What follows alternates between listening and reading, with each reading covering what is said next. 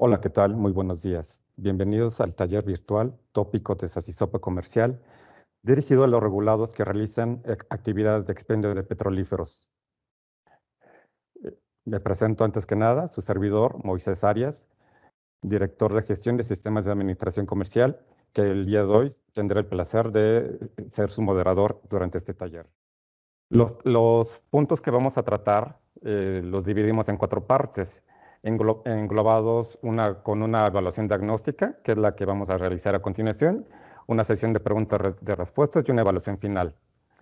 Vamos a ver una parte de introducción para hacer un recordatorio de lo que es el SACISOPA y su fundamento jurídico. Se realizará un pequeño ejercicio práctico del elemento 2 del SACISOPA.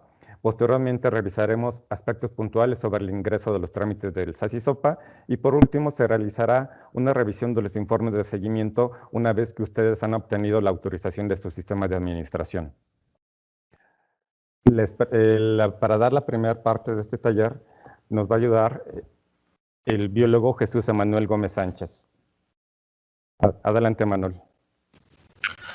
Hola, ¿qué tal? Buenos días. Antes que nada, agradecerles a todos por su participación y darse el tiempo de acompañarnos el día de hoy con la presentación de este taller, el cual tiene como objetivo explicar puntos claves para el ingreso y evaluación de los sistemas de administración.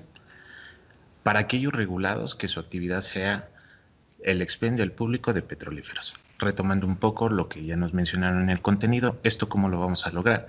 Pues tocando un poco lo que son el marco jurídico, algunos conceptos básicos para posteriormente entrarnos en la importancia que es el elemento 2 en la construcción de nuestro sistema de administración.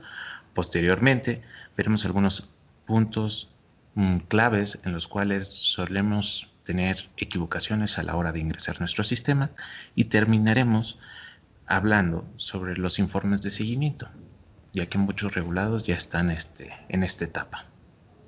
Siguiente, por favor. Bueno, para partir tenemos que hablar de lo establecido en la Ley General de la Agencia de Seguridad, Energía y Medio Ambiente, la cual se publicó en el Diario Oficial de la Federación el 11 de agosto de 2014. Y en su artículo 5, fracción 7 y 17, nos mencionan que es una atribución de la agencia el establecer los lineamientos para la conformación y autorización de nuestro sistema. También en el artículo 12 se menciona que la agencia establecerá las normas de carácter general para que los regulados implementen su sistema de administración en las actividades que lleven a cabo. Posteriormente, en el artículo 13 nos menciona que los sistemas de administración deben de considerar todo el ciclo de vida de las instalaciones, incluyendo su abandono y desmantelamiento, de conformidad con lo que prevén las reglas de carácter general correspondiente. Posteriormente, el 16 de junio de 2017, se publicaron las disposiciones administrativas de carácter general, que en lo sucesivo nuestros compañeros y yo denominaremos DACs. En esta se publicó para la conformación, implementación y autorización del sistema de administración, aplicables a las actividades de expendio al público de gas natural, distribución y expendio al público de gas licuado de petróleo y petrolíferos. Siguiente. Dentro de estas disposiciones, en su artículo 3, nos menciona cuáles son los regulados que están obligados a presentar su sistema de administración.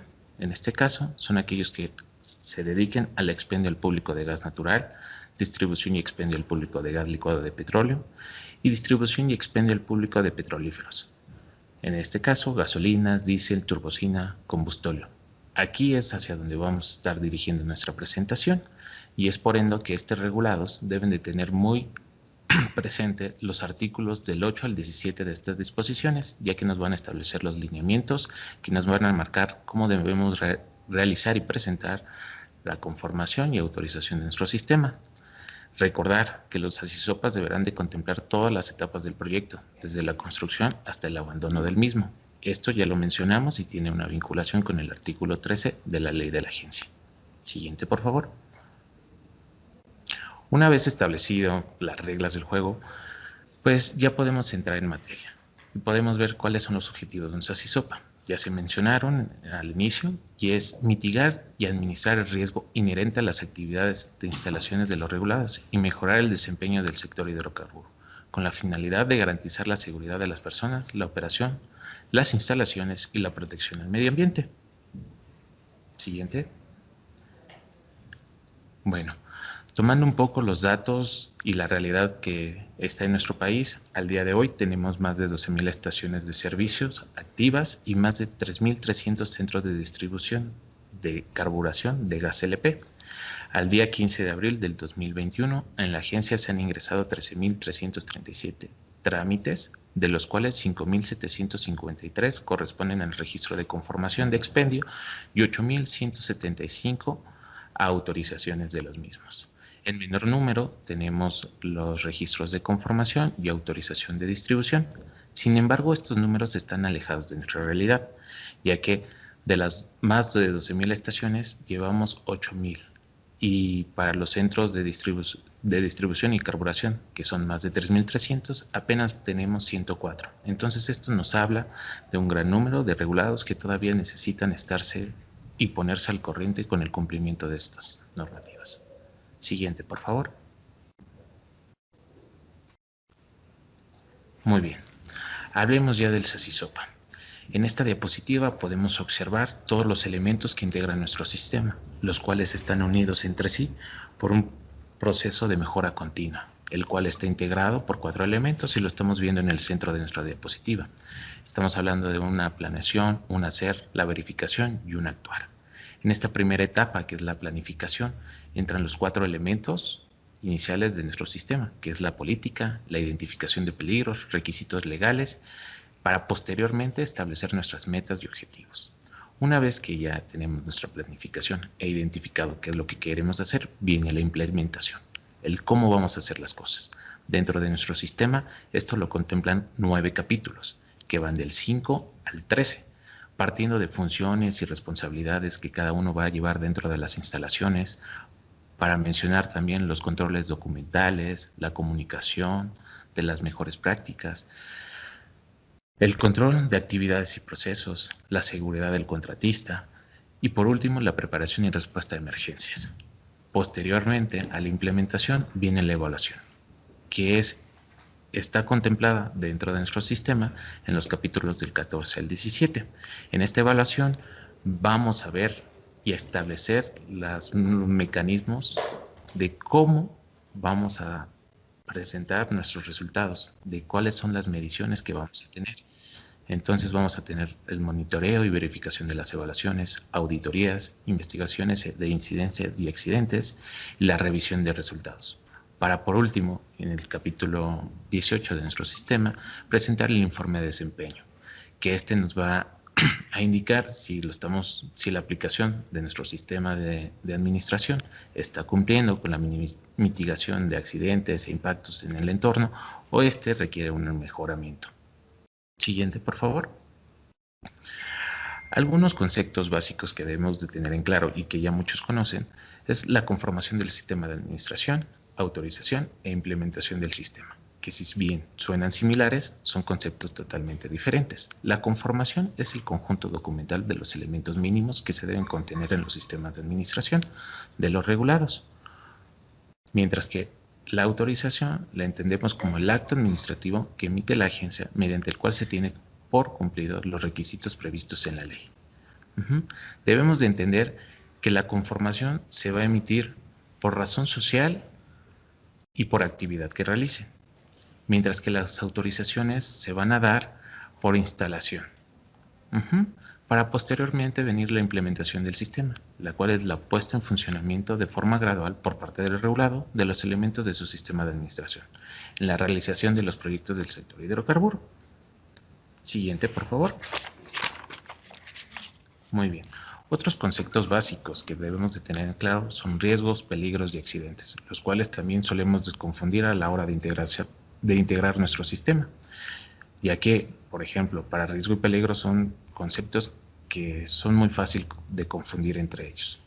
Riesgo lo vamos a entender como la probabilidad de ocurrencia de un evento indeseable, medido en términos de sus consecuencias en las personas, instalaciones, medio ambiente o la comunidad, mientras que peligro es la fuente o situación potencial de daño, en términos de lesión o efectos nocivos para la salud de las personas. En otras palabras, podremos entender que el peligro es una condición o carácter intrínseca que puede causar lesiones o enfermedades, En cambio, el riesgo es la combinación de las probabilidades y consecuencias de no controlar el peligro. Pongamos ejemplo, en una estación es un lugar de peligro, inherentemente por las actividades que se realizan y las funciones que tenemos ahí.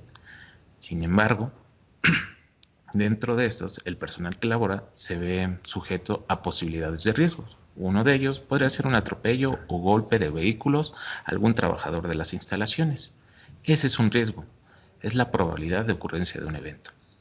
Una vez que tenemos identificados cuáles son los riesgos, podemos establecer las medidas necesarias para mitigar este tipo de incidentes, ya sea la delimitación de áreas, capacitación del personal.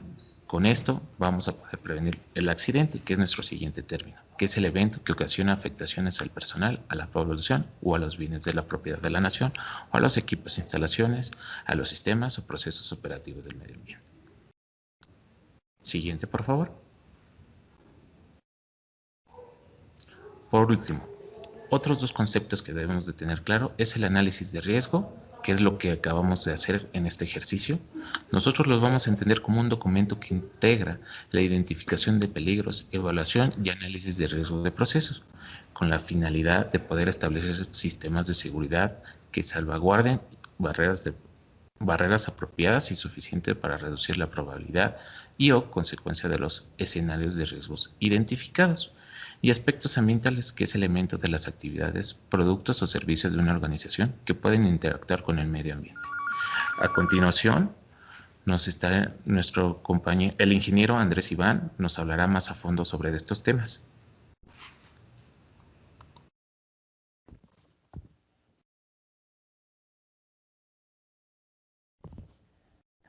Gracias, Emanuel. A continuación, el ingeniero Andrés Iván Montes Mancera nos dará un breve ejercicio práctico del elemento 2 sobre la identificación de aspectos ambientales y peligros y evaluación de aspectos ambientales y riesgos. Adelante, Iván, por favor. Gracias. Justamente les comentaba que la valoración del aspecto ambiental y peligros son esenciales para este ejercicio práctico. El primero es el aspecto ambiental. De acuerdo a lo comentado, necesitamos justo valorar este elemento que va a derivar de una actividad empresarial de esta organización, que puede ser lo que ustedes ofrezcan, ya sea un producto o un servicio, y esta va a tener contacto o va a poder interactuar con el medio ambiente. Nosotros tenemos que matizar qué diferencias hay entre estos aspectos ambientales normales o algún significativo. ¿Por qué? Porque estos últimos pueden ocasionar un impacto importante en el medio ambiente. Por otro lado, la parte del peligro, sabemos que puede ser una acción o una condición y este puede ostentar un potencial de producir un daño sobre una determinada persona o cosa. En este caso, la integridad física es la más importante y, por ende, puede producir alguna lesión o una posterior enfermedad. Ahora bien, para el análisis de riesgo, ¿cuál es el objetivo? Sabemos que es eliminar, prevenir, controlar, minimizar o mitigar los escenarios de riesgo a un nivel tolerable. Siguiente, por favor. Para esto, uno de los aspectos más importantes para la conformación justo del SAS-ISOPA, vamos a identificar estos peligros y análisis de riesgo. ¿Para qué? Para identificar cuáles son nuestras medidas de prevención, cómo vamos a controlarlos, cómo vamos a mitigarlos, cómo vamos a hacer la evaluación de incidentes, accidentes y pérdidas esperadas en los distintos escenarios que podemos tener de riesgo. Y esto va a ser en función de las consecuencias que estos riesgos representen en nuestra población, en nuestro ambiente, qué instalaciones y edificaciones son comprendidas en nuestro perímetro, a lo mejor de nuestras estaciones de servicio, nuestras instalaciones. Y al identificar justamente estos riesgos y al tener la evaluación de incidentes a accidentes, sabemos que estos son componentes fundamentales para tomar medidas preventivas y entonces vamos a saber cuáles son los mecanismos correctivos en caso de que se llegara a materializar algún tipo de riesgo. Siguiente, por favor. Para esto estamos contemplando dos escenarios. Un escenario es con un sistema de administración, que es lo que estamos nosotros prácticamente requiriendo, y el siguiente es un escenario B si no tuviéramos un sistema de administración. Siguiente, por favor. Para esto tenemos que identificar los aspectos ambientales, que vamos a considerar todas las áreas, procesos e instalaciones, así como algún tipo de situación o información que nosotros tengamos disponible. Por ejemplo, tenemos información relacionada a las emisiones a la atmósfera, si tenemos residuos y subproductos, si tenemos afectaciones al suelo, fauna o vegetación. vertidos de agua residual, descargas al suelo, uso de recursos, que en este puede ser caso agua, energía eléctrica. Todos estos aspectos ambientales van a estar asociados a los procesos y productos, servicios, todo lo que nosotros estemos derivando y operando en nuestra estación.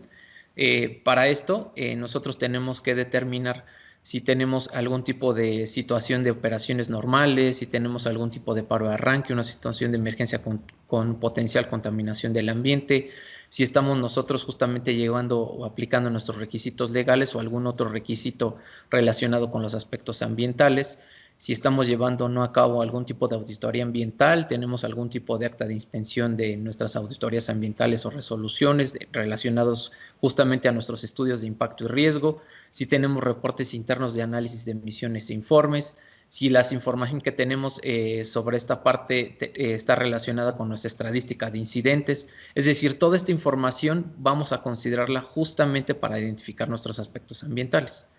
Ahora bien, siguiente por favor. Para esta parte vamos a nosotros a tener justamente cómo vamos a identificar y evaluar. Tenemos por una parte nuestras entradas, que van a ser las entradas de nuestros procesos o actividades. Vamos a tener el proceso en el cual estamos llevando a cabo, que en este caso nos estamos refiriendo al expendio, que puede ser el expendio al público del gas natural, gas licuado, petróleo, petrolíferos, y vamos a tener justamente nuestras salidas de los procesos o actividades. En esta parte entre las entradas y las salidas detectadas es justamente el objetivo definir cuáles son nuestros elementos que tienen algún tipo de interacción con el medio ambiente. Por ejemplo, vamos a tener la parte de insumos, materiales, sustancias químicas, consumos, puede ser de agua, de energía eléctrica, tipo de energía, algún tipo de combustible. En el ejemplo de las salidas, pues están los gases de combustión, algún tipo de vapor, algún tipo de ruido, qué residuo estamos manejando, si es algún tipo de residuo sólido urbano, si es un tipo de residuo de manejo especial, si es un tipo de residuo peligroso, si hay un tipo de descarga de agua residual y cuál es la interacción con la flora y la fauna. Para esto, nosotros tenemos que identificar justamente que vamos a identificar los peligros y en particular vamos a nosotros a definir quién es el responsable. Aquí puede ser el responsable técnico en colaboración con algún tipo de jefe de área, algún tipo de jefe de turno, un jefe de cuadrilla, si hay o no coordinadores, los responsables de área, jefe de línea, etcétera. Es decir, vamos a definir quién es el responsable en este tipo de operaciones. Y vamos a analizar todas las actividades que se desarrollen en cada una de las etapas del proyecto y por ende vamos a identificar los peligros presentes considerando lo siguiente. Siguiente, por favor, gracias. Para esto vamos a identificar si estamos llevando a cabo o no nuestros mapas de procesos, tenemos resultados de algún tipo de inspección, estamos aplicando nuestros requisitos legales, sabemos en primer lugar cuáles son los requisitos legales que debemos cumplir, hay informes o registros de accidentes o incidentes en nuestra estación de servicio, estamos llevando a cabo hojas de datos de seguridad, cuál es nuestra infraestructura, cuál es nuestra instalación, cuál es nuestra área de trabajo, si estamos llevando o no maquinaria y equipo, llevar a cabo justamente nuestros procedimientos de operación, qué sustancias químicas o materiales estamos operando, los residuos, las maquinarias rotantes y móviles. Uno de los aspectos más importantes es si estamos llevando o manejando recipientes sujetos a presión, hay algún tipo de emisión como polvo, lodo, aerosoles o gases, así como las descargas de aguas residuales. De aquí vamos a nosotros manejar justamente la identificación de estos peligros aplicadas a actividades rutinarias, actividades no rutinarias y situaciones potenciales de emergencia. Para las actividades rutinarias, ¿qué debemos considerar? Bueno, son aquellas actividades que pueden estar o no programadas y vamos a realizarlas de manera recurrente, es decir, como una operación normal. Para las actividades no rutinarias, van a ser aquellas actividades que están o no programadas, pero a diferencia de las otras, estas las vamos a realizar de manera ocasional, como en mantenimiento mayor, algún paro programado o alguna modificación temporal en nuestros procesos. Y finalmente la situación potencial de emergencia van a ser aquellas como algún tipo de incendio, algún tipo de derrame, algún tipo de explosión, las emisiones que no tengamos controladas, nuestros paros de emergencia o condiciones meteorológicas extremas o algún tipo de sismo que prácticamente no esperábamos. Siguiente, por favor. Para esto, también tenemos que valorar el tipo de suelos afectados, si es el suelo contaminado, cuáles son nuestros pasivos y emergencias ambientales, qué residuos estamos manejando como sólidos urbanos, manejo especial, si son peligrosos, y por ende también estamos manejando sustancias peligrosas, ya sea en el almacenamiento, en nuestras líneas de conducción, esto que nos va a llevar a cabo algún tipo de riesgo ambiental. Sin embargo, refiriéndonos a una estación de servicio, la identificación de nuestras sustancias o productos que vamos a emplear y que podrían afectar el ambiente, tenemos que determinar cuáles son justo esas características, ya sean físicas o químicas. Por ejemplo, la sustancia que podamos manejar, en este caso el tipo de combustible, el volumen que estamos almacenando, cuál es ese volumen, qué tipo de almacenamiento, a lo mejor si es en tanque, el tipo de estado físico. Es decir, todas esas características nosotros tenemos que evaluarlas para justamente identificar los peligros. Siguiente, por favor. Ahora bien, ahora vamos a observar justamente como nuestro ejemplo los escenarios probables que se pueden presentar debido a un incidente ocasionado por algún tipo de fuga, derrame, incendio o explosión. Supongamos que estamos en una estación de servicio donde se suscitó un incidente y donde se presumió una fuga de combustible en los tanques y las tuberías. Esto que puso a la población evidentemente en alerta por el peligro, y surge la tarea de evaluar el posible escenario, así como sus consecuencias en la población y por lo tanto en el ambiente. A continuación justamente vamos a ver un modelo de caja negra como el relacionado a nuestro ejemplo del elemento 2. Aquí vemos una caja negra de una estación de servicio en donde se ocasiona una explosión. Y justamente el objetivo del elemento 2 es identificar la parte de los peligros y nuestros aspectos ambientales, tomando esta parte del análisis de riesgo y la evaluación de impacto ambiental. Aquí nosotros prácticamente con la implementación del SASI-SOPA y aterrizándolo justamente al elemento 2, tendríamos que verificar cuál de los puntos falló. Evidentemente el punto 2 es uno de los elementos más importantes que van conectados como eslabón principal a los demás elementos, que son los 18 elementos del SASI-SOPA. Pero si ustedes visualizan justo los 18 elementos, al tener este tipo de incidentes, tendríamos que verificar dónde fallamos. Si fallamos justamente en la parte de monitoreo, verificación, si no tenemos realmente una preparación o respuesta a emergencias, si no teníamos justamente una evaluación de nuestra integridad mecánica o aseguramiento de nuestra calidad, aquí tendríamos que verificar si hubo prácticamente una verificación como un mantenimiento preventivo en las líneas de tuberías que pudieron ocasionar justamente este impacto. En este caso podemos hablar de un riesgo prácticamente de una magnitud muy alta. Por fortuna, de acuerdo a la caja negra, no se visualiza algún tipo de pérdida física, pero sabemos que este tipo de incidentes ocurren y pueden llevar justamente a la pérdida física, que es una de las cosas más importantes que tenemos que evaluar en el elemento 2.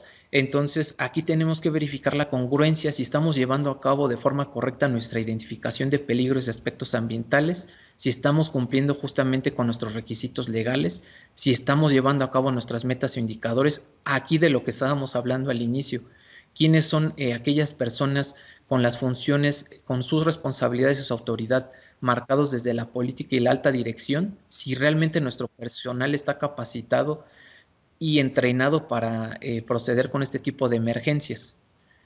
Siguiente, por favor.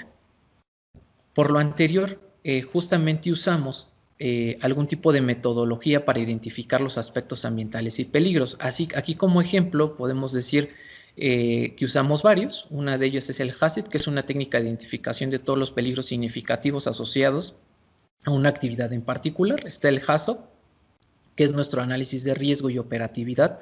Está el FMA, que es el análisis modal de fallas y efectos. Y está el WADIF, que es el qué pasa si, que es una técnica cualitativa de identificación de riesgos. Aquí lo que nosotros sugerimos es ocupar el método que más se relacione con su tipo de actividad. Estos prácticamente son unas herramientas muy importantes para identificar nuestros aspectos ambientales y de peligros. Y a continuación vamos a ver un tipo de llenado de esta matriz. Aquí tenemos prácticamente una matriz de identificación de peligros y evaluación de los riesgos de nuestra seguridad industrial. Vamos a identificar cuáles son nuestros procesos, cuáles son nuestras actividades, si estas o no son rutinarias o no rutinarias como las mencionábamos, si están relacionadas a un tipo de peligro, si están relacionadas a algún tipo de riesgo, cuál es la evaluación de ese riesgo, cómo vamos a clasificar ese riesgo, si tenemos o no una jerarquía de control, cuáles son nuestras medidas de control, quién va a ser el responsable de este tipo de actividades o procesos. Tenemos que hacer un registro documental de las fechas en las cuales están ocurriendo este tipo de incidentes y también si aplican los requisitos legales o cuáles son los que aplican, así como nuestros códigos o nuestras nomenclaturas de control que tengamos justamente como antecedente en estas matrices. Siguiente, por favor. En particular, aquí podemos ver varios procesos o nodos en donde vamos a identificar justamente lo que ha estado sucediendo en una estación de servicio. Por ejemplo, aquí tenemos para un nodo 1 una descarga de combustible a través de una línea con un tipo de combustible en particular. Tenemos que el responsable es el jefe de turno o de mantenimiento. La variable del proceso es el flujo y cuál es la desviación o la falla. Bueno, no hay un flujo en la recepción del combustible hacia el tanque de almacenamiento y falla en la apertura de la válvula para la descarga de combustible al autotanque. ¿Cuál es la consecuencia? Bueno, aquí tengo un atraso en el suministro de combustible para los clientes por un paro de descarga. Tal vez aquí no aplica valorando justamente la parte del proceso y la desviación, algún tipo de impacto que pudiera estar relacionado al residuo peligroso, no hay un residuo no peligroso, no estamos determinando a lo mejor algún tipo de contaminación, tampoco vemos si hay algún tipo de agotamiento de recursos, no hay daño a personas, no hay algún tipo de riesgo y el daño justamente está relacionando a pérdidas en ventas de combustible. Sin embargo, prácticamente en el siguiente, que es la descarga de combustible, el de abajo, es un siguiente proceso, es una siguiente desviación. Aquí igual sabemos que tenemos un responsable, la variable sigue siendo el flujo, pero aquí en esta desviación, en la siguiente, ¿qué decimos? Que no hay flujo en la recepción de combustible hacia el tanque de almacenamiento. Y aquí, ¿qué pasa? No está abierto el codo de descarga del tanque de almacenamiento. Aquí, ¿cuál es la consecuencia? Tenemos ya derrame de combustible al medio ambiente y un posible incendio en contacto con una fuente de ignición. Aquí sí podemos valorar un tipo de impacto ambiental. ¿Y cuál sería? Podría ser un lodo, podría ser un tipo material. Aquí hablamos de un tipo de ignición. El residuo podemos también determinarlo si hay contaminación, que aquí puede ser prácticamente aire, prácticamente suelo, el tipo de contaminación. Aquí podemos afectar a la flora y la fauna. Y aquí tenemos que el daño a personas puede ser químicas o físicas. Entonces, de acuerdo al proceso y a nuestra desviación, estamos nosotros incrementando el tipo de evaluación de riesgo. Aquí, ¿cuál es el daño? Bueno, la pérdida de combustible y daños operativos. Siguiente, por favor. En otro ejemplo, tenemos que la descarga del combustible hacia prácticamente las líneas, justamente identificamos que también es el tipo de flujo. ¿Cuál es la desviación o falla? Aquí hay alto flujo en la recepción del combustible del autotanque hacia el tanque de almacenamiento. ¿Qué tenemos? Un flujo no controlado y una falla en la palanca de descarga. Por consecuencia, tenemos un derrame de combustible al medio ambiente y un posible incendio en contacto con una fuente de ignición. De acuerdo al ejemplo anterior, aquí tenemos justamente que valorar qué tipo de daños podemos ocasionar. Aquí podemos decir que es una pérdida de combustible y daños operativos. Pero justamente este tipo de ejemplo de matriz de identificación nos va a servir justamente para valorar los riesgos y los peligros que tengamos en nuestra estación de servicio y de acuerdo a nuestras, nuestros movimientos operativos que tengamos dentro de nuestra estación y cómo vamos llevando a cabo nuestra identificación. Siguiente, por favor. Por lo anterior, aquí lo más importante es justamente seleccionar la matriz que más nos se adapte a las necesidades, en este caso de sus funciones. El regulado puede elegir cualquier tipo de matriz de identificación, cualquiera que sea el enfoque empleado justamente para la identificación de sus aspectos ambientales y peligros. Aquí la diferencia es que algunas de estas herramientas son más idóneas para evaluar las causas de un problema y hay otras que son más adecuadas para valorar justamente las consecuencias. ¿Qué sabemos que es lo importante? ¿Cuál es nuestro objetivo? Pues es eliminar, prevenir, controlar, minimizar o mitigar los escenarios de un riesgo que podamos tener en nuestra estación de servicio a un nivel de riesgo tolerable. Ese es el objetivo. Entonces, considerando justamente si tuviéramos un escenario B en donde no estamos aplicando justamente nuestro elemento 2 con los demás elementos del SASISOPA, pues estaríamos concluyendo que no estamos llevando a cabo justamente nuestra evaluación correcta del aspecto ambiental, peligro y riesgo, por lo tanto no estaríamos aplicando de forma correcta nuestros requisitos legales, no estamos llevando a cabo nuestros objetivos, metas e indicadores, tendremos que verificar cuál fue lo que determinamos desde un inicio.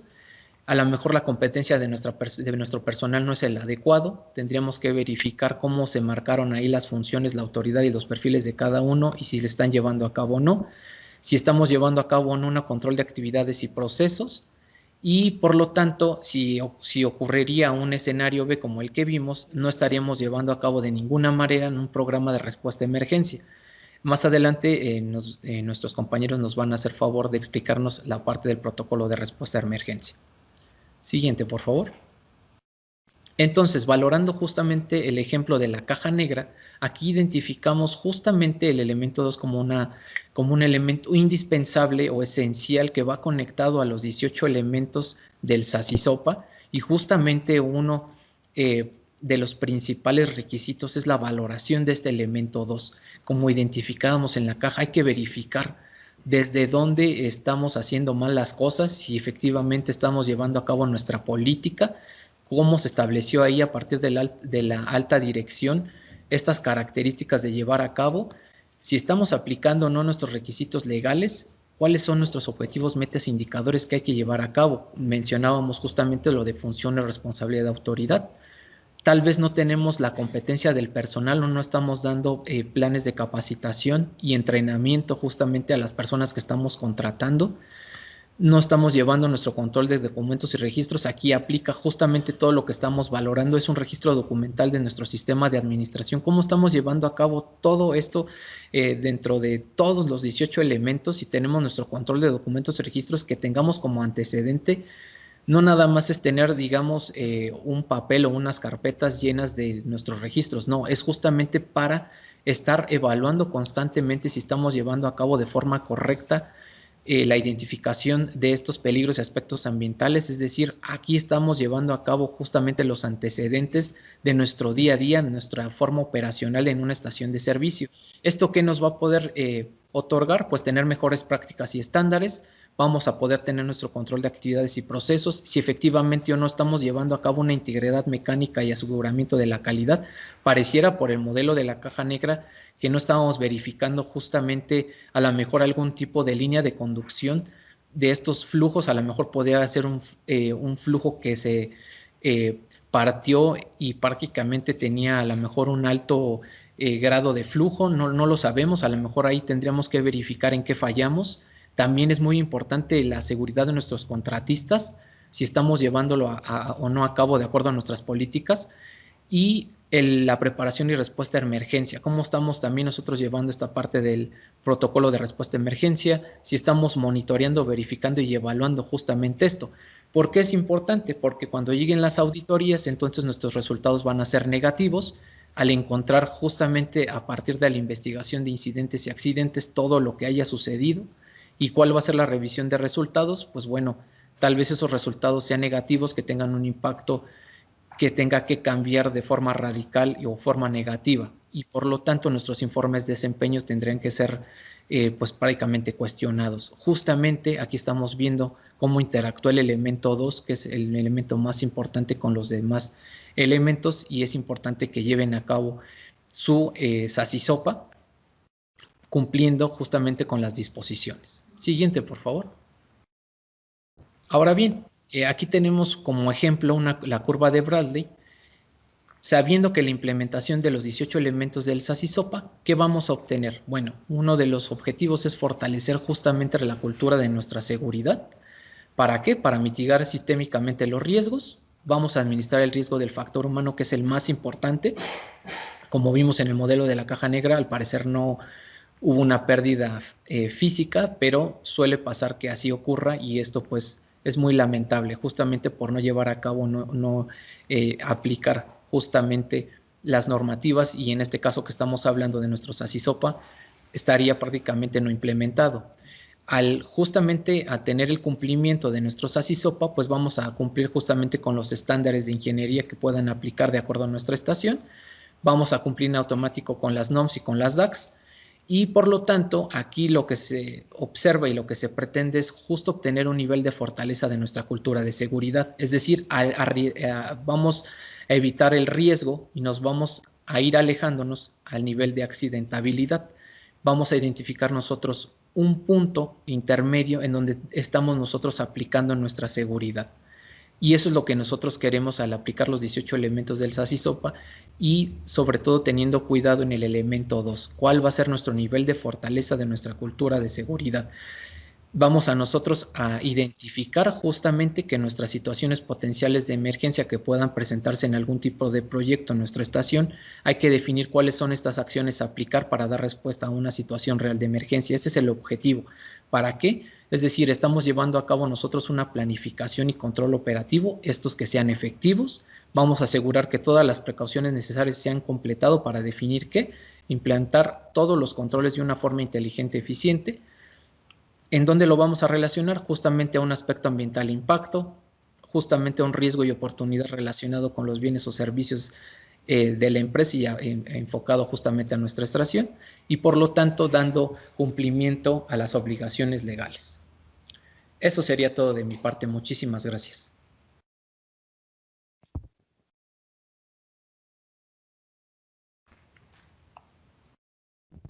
Muchas gracias, Iván. Permítame comentarles que el SASISOPA comercial tiene aproximadamente 2 años y medio desde que se empezó la recepción y gestión de los mismos. Y dentro de estos 2 años y medio, nosotros como agencia hemos acumulado la experiencia respecto a cómo nos llegan sus solicitudes, ya sea de registro de conformación y de autorizaciones. Y como resultado de esto, hemos detectado varios detalles que son los que les queremos comentar a continuación. En este punto nos va a ayudar el biólogo Pablo Alejandro Hernández Solís, la bióloga Laura Mondragón Ortuño y el biólogo Jesús Emanuel Gómez Sánchez. Adelante, chicos. ¿Qué tal? Buenos días.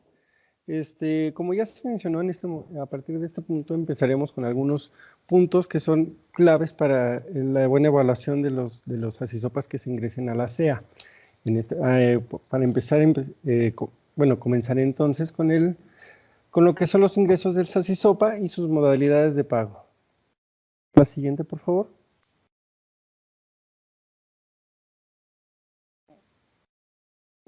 Bien.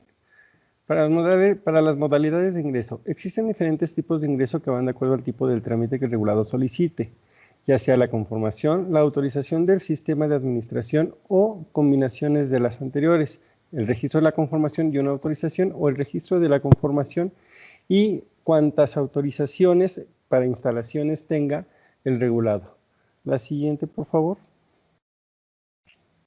Como se puede observar ahora en las modalidades de ingreso, en la página E5, que es donde se manejan los montos a pagar para la evaluación de los SASISOPAs, se pueden apreciar los 3 tipos de trámite o de ingreso que se vaya a requerir, ya sea la autorización, el registro de la conformación o la combinación de ambos que nosotros denominamos, entre comillas, combo. La que sigue, por favor. Bien. A partir de aquí vamos a ver los montos o las formas en las que se puede pagar el trámite que se vaya a solicitar. En el punto 2 de la OPE se ven las modalidades de ingreso y a través de esto el sistema detecta cuál es el monto a pagar. Los montos a pagar se observan siempre en la página E5, es ahí donde se van a ver actualizados. El sistema cuando ustedes capturan la llave de pago, el sistema lo que hace es jalar esa información a través de la base de datos del banco y se autollena toda la información. La que sigue, por favor. En cuanto a los errores más comunes que derivan en prevenciones o observaciones para pagos de aprovisionamiento son, por ejemplo, vamos a empezar de derecha a izquierda en la imagen. A la derecha se observa un comprobante de pago el cual se hizo el 6 de febrero del 2019. Bien. ¿Sí? Ok, perdón. Se observa un comprobante de pago del viernes del 8 de febrero del 2019. Este pago fue de 56,914, como se demuestra en la parte de abajo. Sin embargo, a la fecha de ingreso Ya los montos se actualizaron, es decir, hubo un incremento en estos pagos, en estos montos. El monto que le correspondía era de 58,966 pesos, por lo que en este momento se puede derivar en una prevención, ya que el monto no es el adecuado, no cubre la totalidad del costo. Por otro lado, en la imagen izquierda hasta abajo, se puede observar que aún capturando la llave de pago, el monto que se registra dentro de la OPE pues está incorrecto. Esto es un error de sistema, por lo que ustedes no deberían de preocuparse, y ya que nosotros somos los que evaluaremos esta situación más tarde. La que sigue, por favor. Bien, como les iba yo comentando, con respecto a los montos y las fechas de ingreso, es de considerarse y es de mucha importancia que al momento de ingresar su trámite consideren las fechas de vacaciones o de días inhábiles, ya que si ustedes realizan con mucha antelación su pago y el ingreso está cercano o es un día anterior al inicio de vacaciones, sobre todo las de diciembre, el ingreso de su trámite quedará registrado hasta el regreso de este periodo vacacional, por lo que en cuanto queda registrado su trámite, el monto volvió a actualizarse y entonces ya es incompleto. Ahora bien, con respecto a la imagen, lo que podemos observar es que un regulado hace su primer pago de 56,914. Para el momento en el que pretende ingresar su trámite, se da cuenta. Perdón, un momento.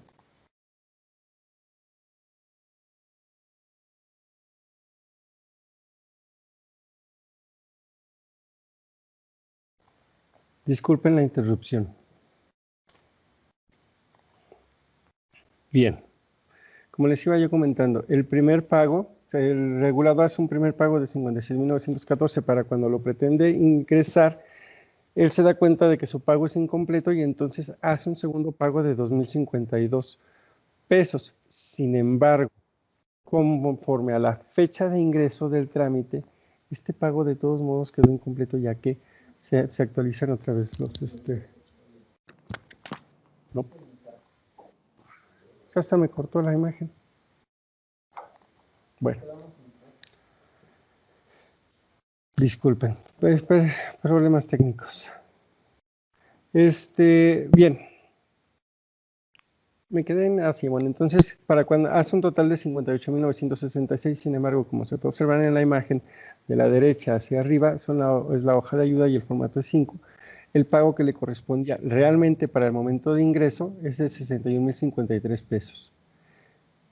Lamento las fallas de audio, lamento las inconveniencias, pero son problemas que son de la red y no puedo resolver. ¿Si se escucha o todavía no? Disculpen, para mejorar un poco la calidad del audio, sugiero que desactivemos nuestras cámaras, todos los que puedan. Gracias. Gracias, muy amable. Bien, la que sigue, por favor.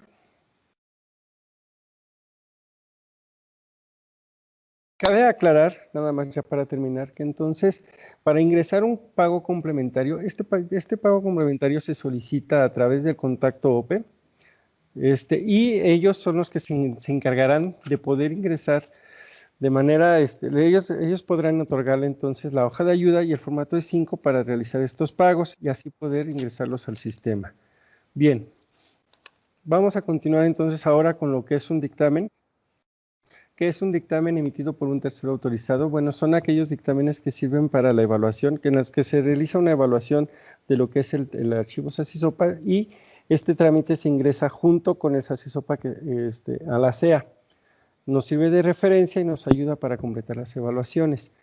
Existen diferentes tipos de dictámenes, ya sea que van acorde al trámite que el regulado solicita.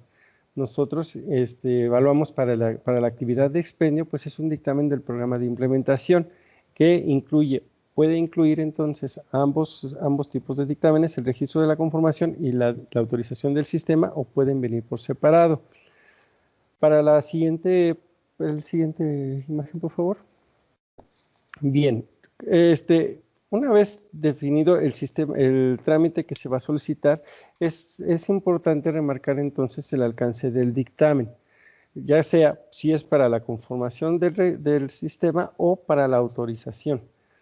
Para cuando es un registro para cuando es la conformación, el dictamen, es necesario que sea un dictamen de la implementación que contenga la evaluación al documento puente, que incluye del anexo 2 todos los puntos que se refieren hasta el recuadro que dice resultados a ser incluidos en el programa de implementación.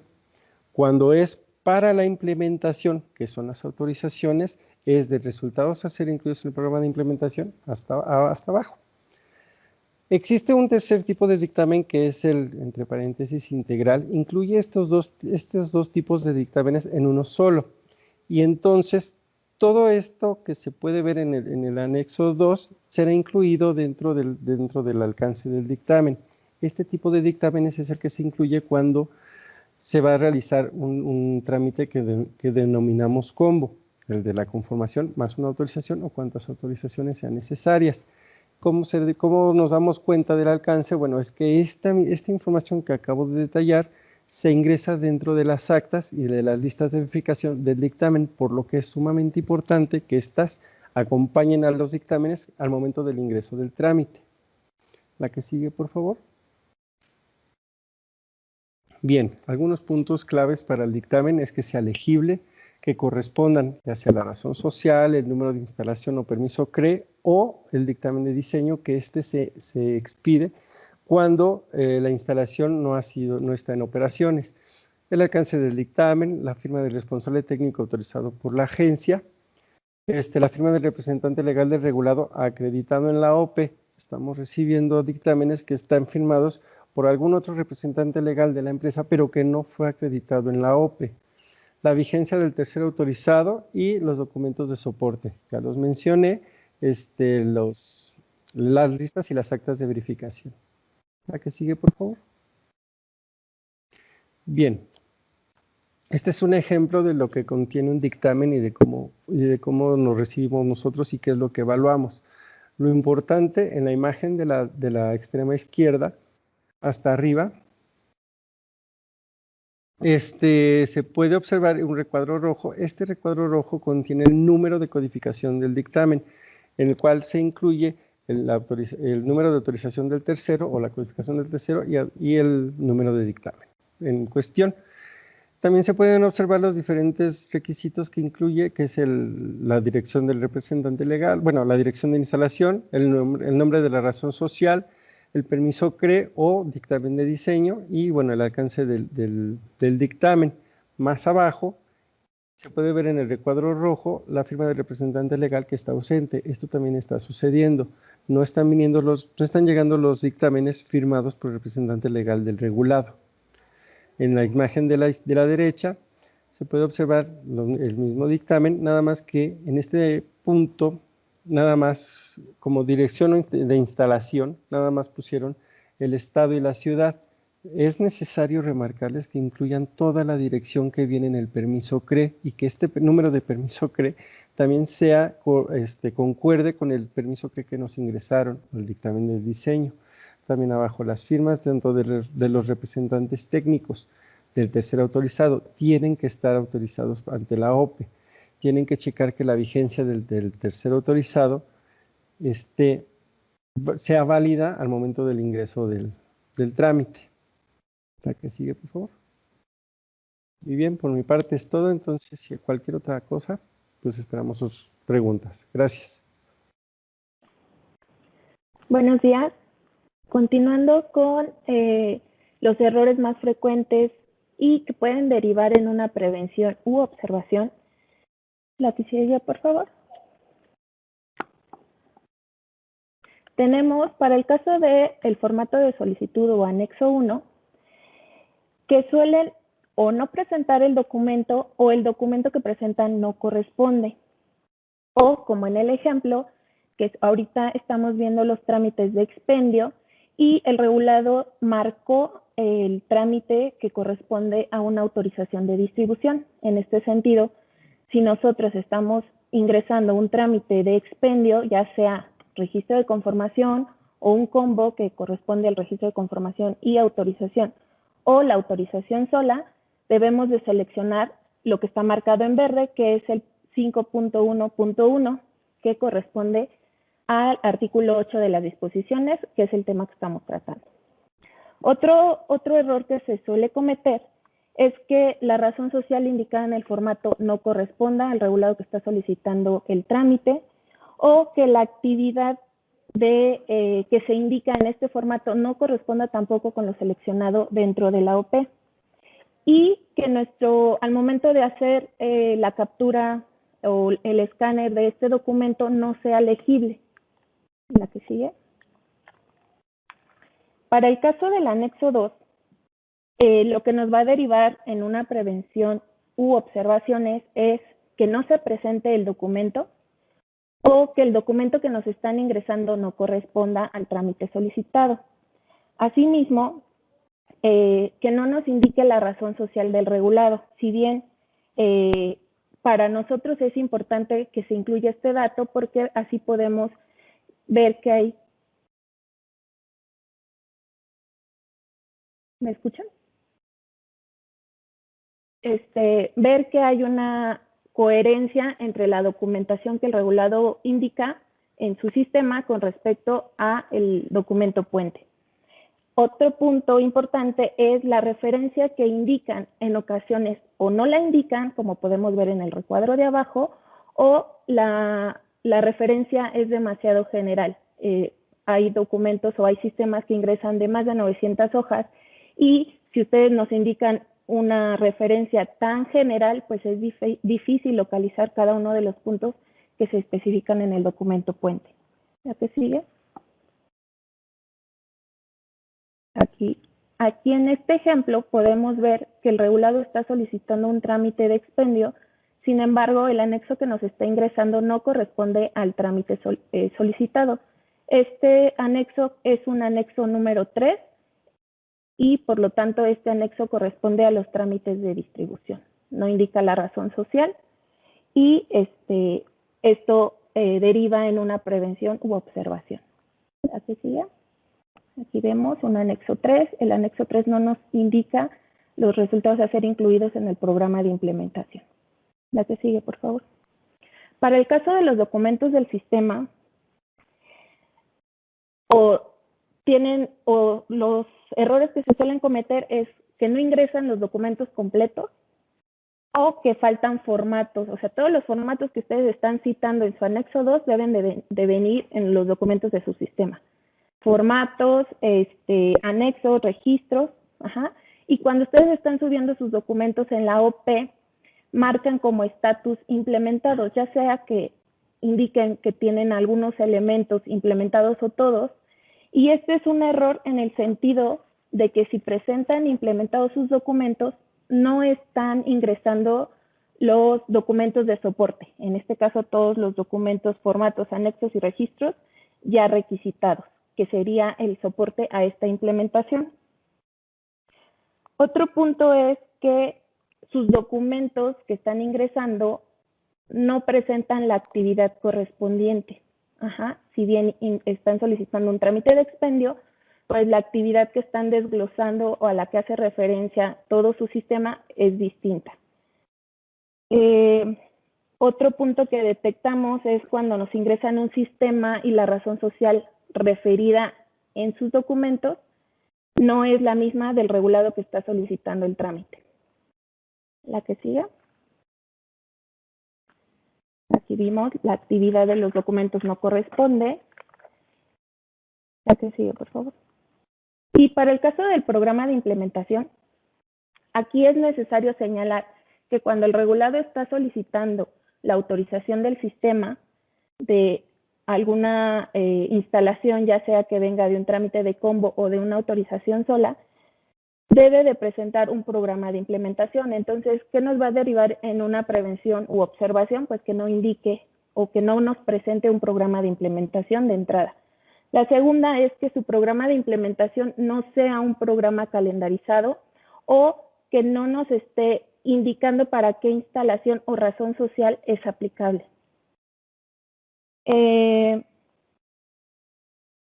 Aquí vemos que este ejemplo pues no nos indica a qué instalación le está aplicando lo que vemos en la imagen y pues que no viene calendarizado. La que sigue, por favor. También es importante que el programa de implementación incluya todos los resultados a ser incluidos, valga la redundancia, incluidos en el programa de implementación que están marcados en el anexo 2. Y como vemos aquí en la imagen, pues no indica, no desglosa todos esos elementos y tampoco indica la razón social y la instalación a la que le es aplicable. ¿Lo que sigue? En este sentido, antes de pasar al permiso CRE, solamente quiero resaltar, ya lo mencionaron anteriormente, pero es necesario que quede claro que una cosa es la conformación y otra cosa es la implementación. La conformación es por razón social y la implementación es por instalación. Y como les repetí o ya les comenté anteriormente, si el regulado señala en la conformación que su sistema está implementado, cuando ingrese el N número de autorizaciones para el sistema, cada una de ellas debe de contar con la información de soporte de dicha implementación. Ahora sí, la que sigue, por favor. Para el caso del permiso CRE,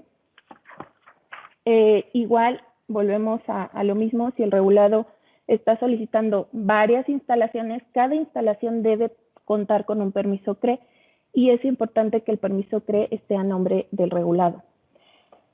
En este sentido, si el regulado nos ingresa por separado los documentos que a continuación les voy a comentar, va a derivar en una prevención-observación. Por ejemplo, si el regulado nos presenta únicamente el permiso CRE, pero este permiso CRE está a nombre de otra razón social, va a meritar una prevención. ¿La que sigue? Si nos presenta únicamente la cesión de derechos, la autorización a la cesión de derechos de ese permiso, también vamos a requerir que nos ingrese el permiso CRE al que se le hizo esta cesión de derechos. La que sigue. Si nos presenta únicamente el cumplimiento de la condicionante de la cesión de derechos del permiso CRE, vamos a requerir que nos presente tanto el permiso CRE como la autorización a esa cesión de derechos. ¿La que sigue?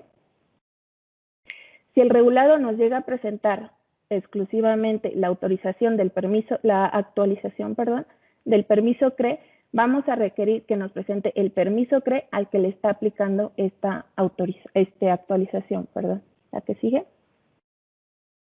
Y si solamente nos presenta la carátula con la nueva clasificación emitida por la CRE, también le vamos a requerir que nos presente el permiso CRE en el cual pues indica también la dirección, la ubicación de la instalación a la que le es aplicable. ¿La que sigue?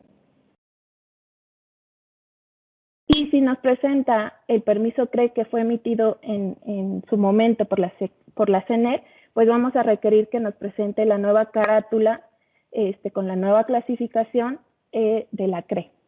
¿La que sigue? ¿Qué es lo que queremos dar a entender con esto? Que al final de cuentas nosotros lo que requerimos es que nos presenten todo el historial de los movimientos que se le hayan hecho a ese permiso CRE que se tuvo, ¿no? Si fue una cesión de derechos, pues tendrán que presentar la autorización de la cesión de derechos y el cumplimiento de las condicionantes. El cumplimiento de las condicionantes no aplica en todos los casos, aplica cuando su autorización de la cesión de derechos trae unos términos en los cuales el regulado debe de presentar notariado ese contrato de cesión de derechos. Si su autorización de cesión de derechos no trae estas cláusulas, pues no es necesario que presente el cumplimiento a la condicionante. Y si ustedes, como les comenté, hacen alguna actualización, pues entonces también tendrán que presentar su permiso CRE. ¿La que sigue? Ahora, lo siguiente que les vamos a reportar es qué de lo que se suele presentar con algún detalle, algún error, le podemos dar el resolutivo, pero va a venir condicionado o con términos. La que sigue, por favor. Para el caso del anexo 1, si el anexo 1 presenta errores en el llenado, principalmente los detectamos en la sección 3 y en la sección 5, que corresponde tanto para el registrar el permiso CRE o la modalidad, lo podemos derivar en términos. Como vemos en el recuadro rojo, pues ahí el regulado tendría que indicar los permisos CRE para los cuales esté solicitando la autorización. Si el nombre del responsable técnico que se indica en el anexo 1 no corresponde con la carta de designación del elemento 5 o con lo señalado en la OP, bueno, va a derivar en término u observación, o en condicionante, perdón. Asimismo, si se seleccionó incorrectamente la modalidad del trámite, como vemos en el ejemplo, tiene seleccionar las 3 modalidades. Le das otro clic, por favor. Entonces, este dato también es un error de llenado y solamente tendría que seleccionar la sección 5.1.1. ¿La que sigue? Para el caso del anexo 2, si el anexo 2, la información, o más bien la referencia a la información dentro de su sistema, no es lo suficientemente clara, que indique el tomo, sección y página, pero todos sus documentos vienen en su sistema, bueno, lo podemos dar por bueno y lo indicaríamos como un término o condicionante. ¿La que sigue? Y los documentos del sistema de administración, en el elemento 8, si el regulado señaló que sus documentos deben de estar firmados por quien elaboró, revisó y autorizó, y estos documentos no presentan la firma, pues nosotros deducimos que no nos está presentando la versión final de ese sistema, que es el tercero, que es la información que se tuvo que haber presentado al tercero para que se dictamine. Entonces, en este sentido, esto derivaría en un término o condicionante. ¿La que sigue? Al igual que si no hay congruencia entre el elemento 2 y el resto de los elementos, como puede ser los objetivos, metas, indicadores, competencia del personal, la capacitación y requisitos legales, pues esto también derivaría en un término. La que sigue. Y en este sentido, si su carta responsiva no está redactada conforme se indican en las DACs, bueno, también ameritará un término. ¿La que sigue? Y con respecto al dictamen, que lo vieron al inicio de esta sección, pues si su dictamen no indica la firma del representante legal, o en este caso del encargado de la dictaminación, derivaría en término, y si el dictamen es claro en el alcance y corresponde con el trámite que está solicitando, pues, y no presenta el acta y la lista de verificación, también derivaría en términos. La que sigue. Y en el caso del programa de implementación, si únicamente su programa indica la dirección de la instalación y esta dirección corresponde a la que se indica en el permiso CRE, entonces solamente le derivaría en término de que se indique la instalación, o en este caso el permiso CRE a la que le es aplicable, y su resolución sería positiva. ¿La que sigue? Y para finalizar, con respecto al permiso CRE, si el permiso CRE si nos ingresan el permiso CRE y el cumplimiento de condicionantes, le solicitaríamos la autorización de esa cesión de derechos. La que sigue. La que sigue, por favor. Y si solamente nos ingresan el permiso CRE y la autorización de cesión de derechos, les estaríamos solicitando, en caso de que le aplique, el cumplimiento de la condicionante de la cesión de derechos. Por mi parte es todo. Gracias. Hola, ¿qué tal? Bienvenidos otra vez. Hablaremos ahora del protocolo de respuestas a emergencias. Continuando y por la parte de finalizar de los errores frecuentes o en qué momento se tiene que... Bueno, hemos detectado que muchos de los regulados tienen conflicto a la hora de que en qué momento debo de presentar mi protocolo de respuesta a emergencia. Y para esto debemos de partir de la publicación por el Diario Oficial, en el cual el 22 de marzo del 2019 se establecieron las disposiciones administrativas de carácter general que establecen los lineamientos para la elaboración de los protocolos de respuesta a emergencia en las actividades del sector hidrocarburo. y en el cual establece que 180 días después entra en vigor las presentes disposiciones. Entonces estaríamos hablando que el 22 de junio del 2019, todo regulado que presente o quiera tramitar su autorización de su sistema de administración deberá de presentar dicho protocolo de respuesta de emergencia. Pero bueno, partamos del asunto. ¿Qué pasa con aquellos regulados que ya tienen una autorización del sistema previo a la entrega del vigor del lineamiento? Pues deberán de actualizar el protocolo de respuesta de emergencias y presentarlo ante la agencia. Y aquellos regulados que todavía no tengan su autorización del sistema, dentro de su mecanismo, en este caso el elemento 13, deberán de integrar dicho protocolo de respuesta de emergencia. Siguiente, por favor. Muy bien. En el artículo 7 de las disposiciones para el protocolo de respuesta de emergencia nos marca que dicho protocolo debe de incluir en su análisis de riesgo, debe de incluir o tener identificado su análisis de riesgo de conformidad con las etapas en las que se encuentra el proyecto.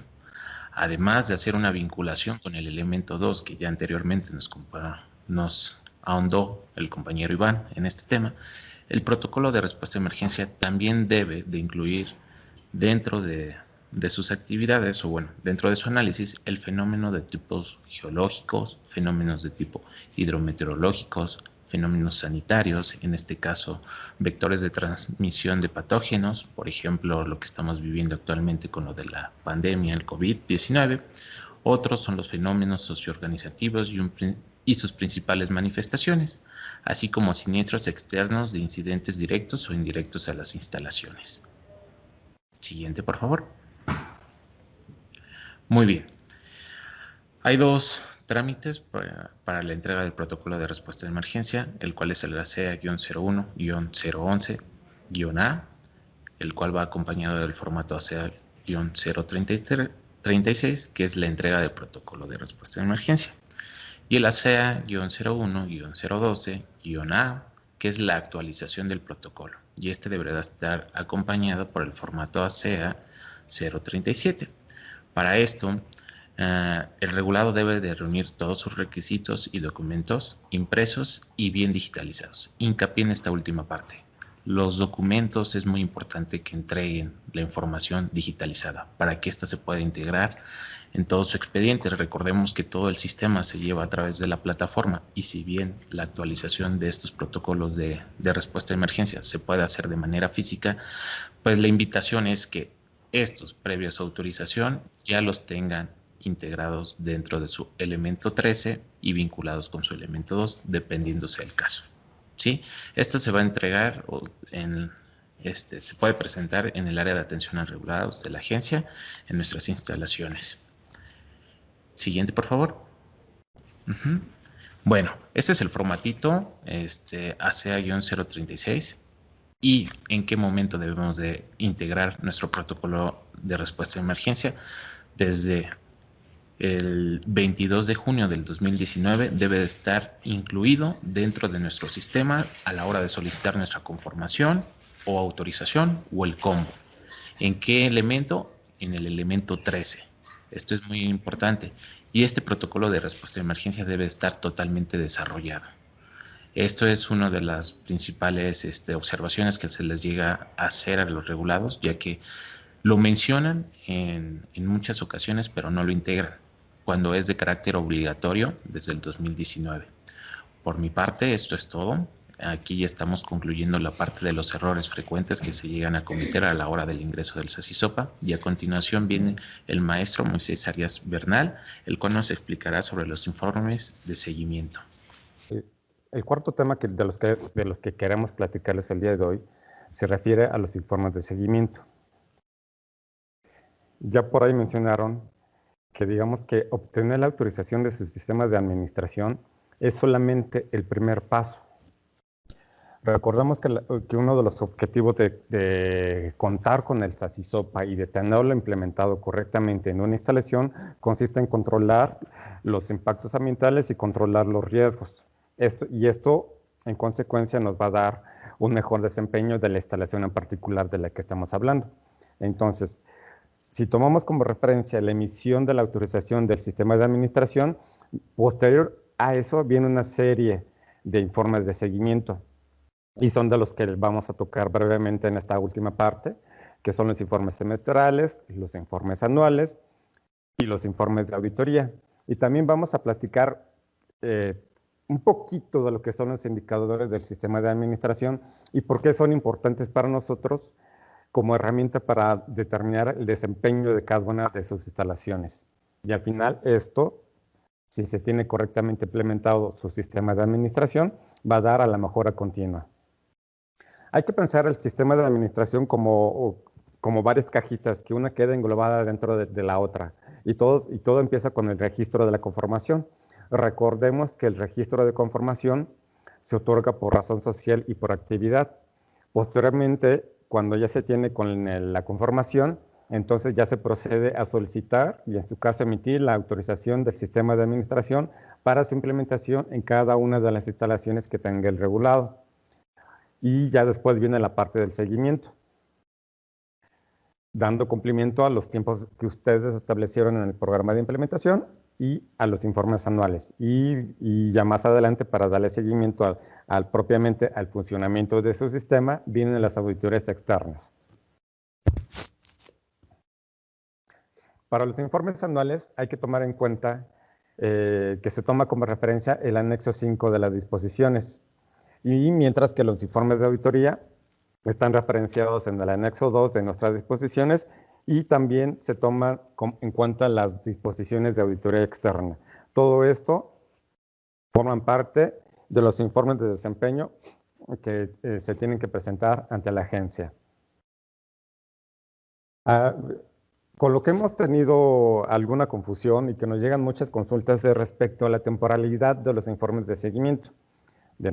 Vamos de nueva cuenta a dejar claro que el punto de partida es la fecha en que se notifica la autorización del sistema de administración para su implementación. Varios de ustedes ya tienen resolutivos de autorizaciones y en varios se les pide informes semestrales. Si ese es el caso, deberán de presentar el primer informe semestral del programa de implementación, el informe semestral de conclusión del programa de implementación. En algunos casos también en el resolutivo que se les emite también indica que deberán informar la conclusión del programa de implementación. Entonces vamos por pasos. ¿Qué es lo que nos tienen que presentar en sus informes semestrales? Nos tienen que presentar la evidencia de que se cumplió aquellas actividades que se especificó en el programa de implementación. Si corresponde el primer informe semestral, las que corresponden al primer semestre, y si corresponde al segundo informe semestral, las que correspondan al segundo semestre. Otro de los términos que se pide es el aviso de conclusión, y entonces nuestra recomendación es que cuando ustedes ingresen su segundo informe semestral, también ahí mismo notifiquen de la conclusión del programa de implementación. ¿Qué pasa, por ejemplo, si ustedes empezaron la implementación antes de obtener la autorización del sistema y terminaron la implementación antes de que se cumpla el año? Pues lo único que van a tener que hacer es que cuando llegue, por ejemplo, en este caso, su primer informe semestral, pues ahí mismo ustedes declaran, yo ya cumplí con mi programa de implementación, te anexo toda la evidencia y también al mismo tiempo aprovecho para comunicarte a SEA que ya lo concluí. Eso es lo único que va a pasar. Posteriormente, una vez que se concluye el programa de implementación, empiezan a correr los 12 meses, es decir, un año, para su informe anual de resultados de desempeño. Y esto queremos dejarlo muy en claro porque hay confusión con algunos regulados que me quieren presentar el informe anual al mismo tiempo que su segundo informe semestral. Entonces no va por ahí. El informe anual empieza a correr una vez que se concluye el programa de implementación. Y si seguimos este esquema de 2 informes semestrales y el informe anual, este informe anual se empata en este caso con el informe de auditoría externa. La auditoría externa está especificado que se tiene que presentar después de 2 años de que se notifique la autorización del sistema de administración, con el correspondiente evidencia y documentación de apoyo.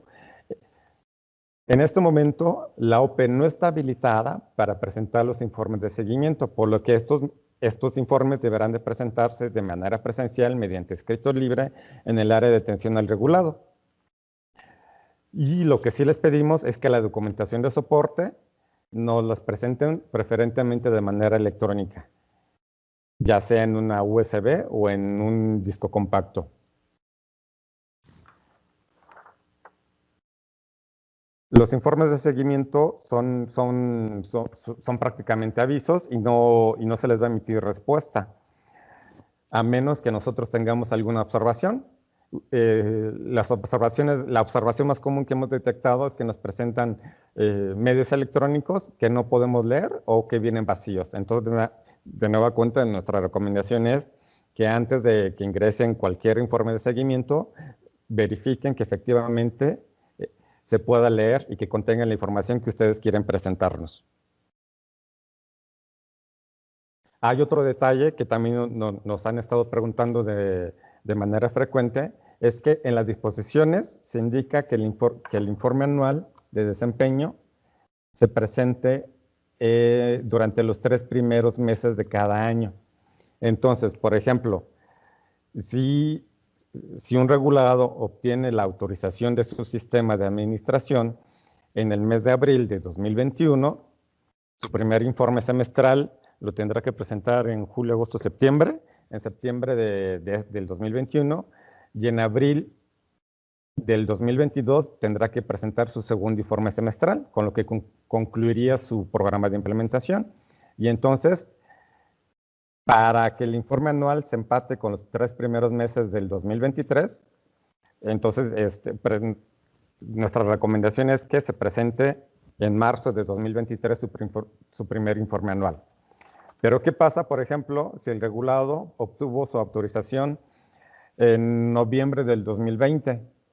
Su primer informe semestral lo tendrá que presentar en el mes de mayo de 2021.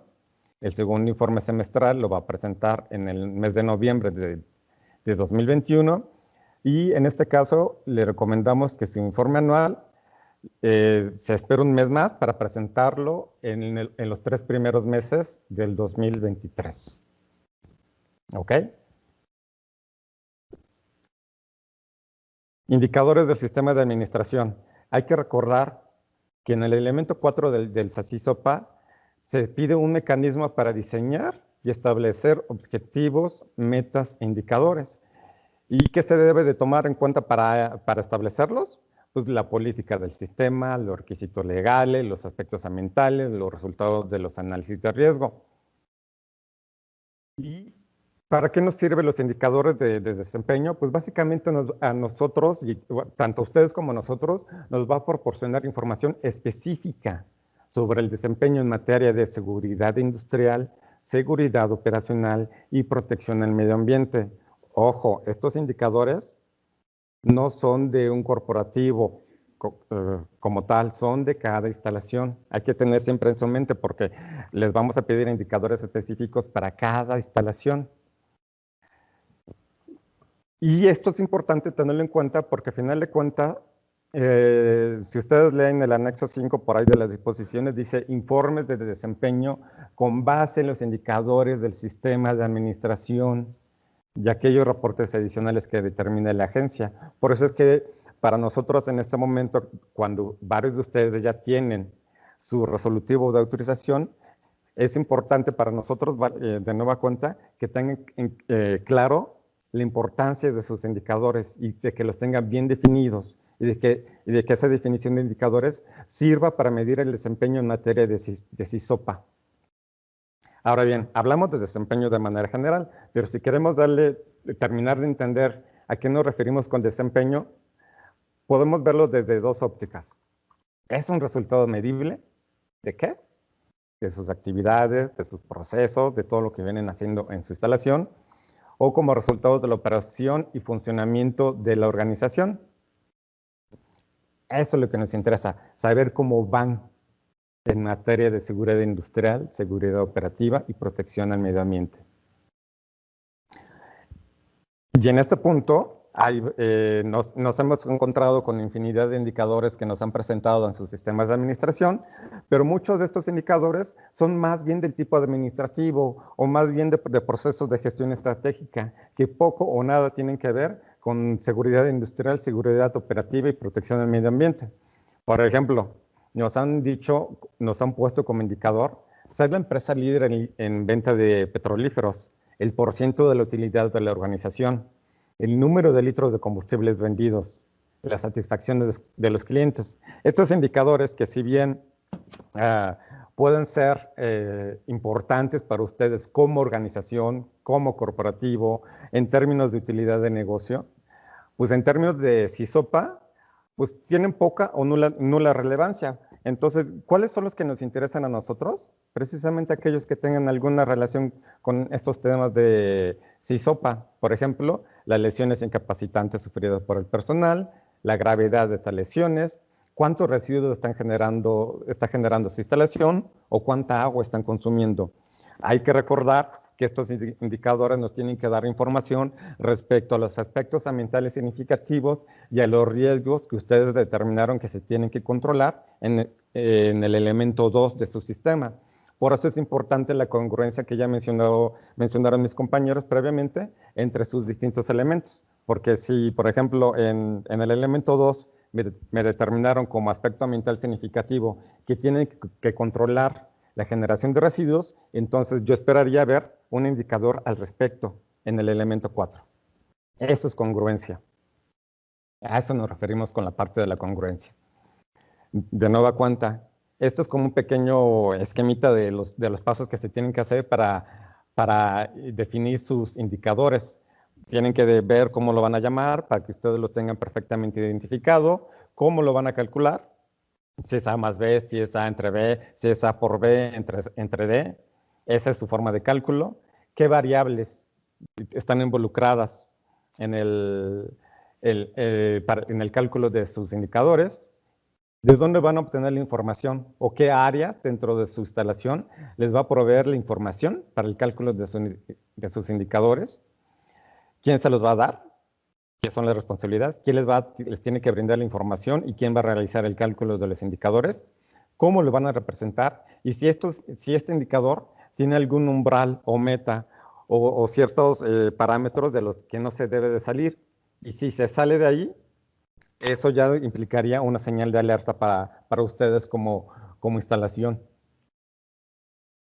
A final de cuentas, lo que nos interesa es que estos indicadores les sirvan a ustedes para monitorear el desempeño de su instalación en materia de CISOPA.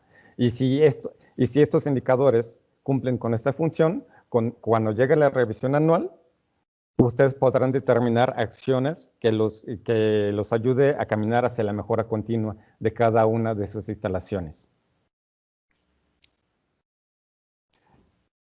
Esta parte de indicadores también lo podemos ver desde la óptica del ciclo de Deming, que es el de mejora continua, que es el de planear, hacer, verificar y actuar, que es básicamente el esquemita que veíamos en la diapositiva hace 2 diapositivas, desde cómo seleccionar los indicadores, cómo vamos a manejar la información, la revisión, y en función de los resultados de la revisión, qué medidas vamos a hacer. Si vamos bien, vamos mal, si tenemos que hacer alguna corrección, o incluso también se vale que si el indicador no nos está funcionando, podemos cambiarlo.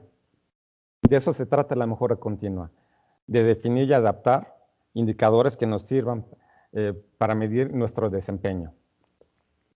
Este es un ejemplo del programa de objetivos y metas de un CISOPA, en donde si ustedes ven, todo parte de la descripción de un objetivo, y para alcanzar este objetivo se va desglosando en pequeñas metas. ¿Y qué se tiene que hacer para alcanzar estas metas? Y además, cada una de estas metas tiene asociado un indicador. ¿Y quién es el responsable? ¿Qué se necesita para alcanzarlo? ¿Y con qué frecuencia se tiene que monitorear este indicador? Porque a final de cuentas, esta revisión mensual, por ejemplo, en este caso, nos va a dar qué tanto nos estamos acercando o alejando de nuestra meta y al final de nuestro objetivo. De eso se trata la mejora continua. Hasta este momento, aquí estaremos terminando la parte de los 4 temas de los que queremos compartirles en nuestro taller virtual.